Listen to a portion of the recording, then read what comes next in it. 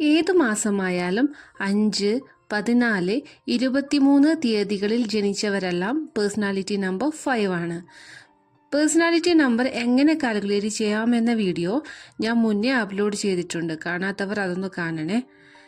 Personality number 5നെ rule ചെയ്യുന്ന ഗ്രഹം ബുധനാണ്. ഗണപതിയാണ് number 5ന്റെ God. 5നെ സക്സസിന്റെ number എന്നാണ് അറിയപ്പെടുന്നത്.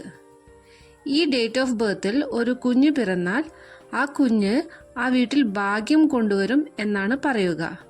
അതുപോലെ തന്നെ ഇവർ ലൈഫ് പാർട്ട്ണർ ആയിട്ടുള്ളവർക്കും ഭാഗ്യം ലഭിക്കും. പാർട്ട്ണർഷിപ്പ് ബിസിനസ്സിൽ ഏർപ്പെട്ടാൽ ആ പാർട്ട്ണർക്ക് ഭാഗ്യമുണ്ടാകും. പക്ഷേ ഇവർ ഫിനാൻഷ്യലി സ്റ്റേബിൾ ആവണമെന്നില്ല.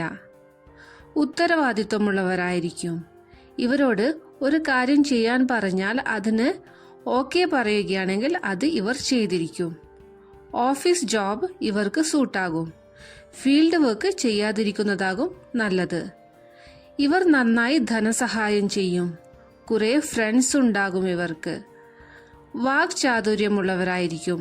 സംസാരിച്ച് ആരെയും കയ്യിലെടുക്കാൻ ഇവർ മിടുക്കരാണ്. ചെറിയ കുഞ്ഞുങ്ങളോടും വൃദ്ധരോടും നന്നായി ജെല്ലാകും ഇവർ. Positive attitude ഉള്ളവരായിരിക്കും.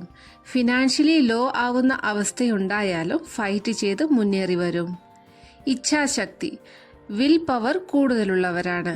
എല്ലാവരോടും അനുകമ്പ കാണിക്കുന്നവരായിരിക്കും. ഇവർ ഇൻഡിപെൻഡന്റ് ആയിരിക്കും. അഡ്വഞ്ചർ ഇഷ്ടപ്പെടുന്നവരാണ്. എന്ത് പ്രോബ്ലത്തിനും ഇവരുടെ കയ്യിൽ സൊല്യൂഷൻ ഉണ്ടാകും.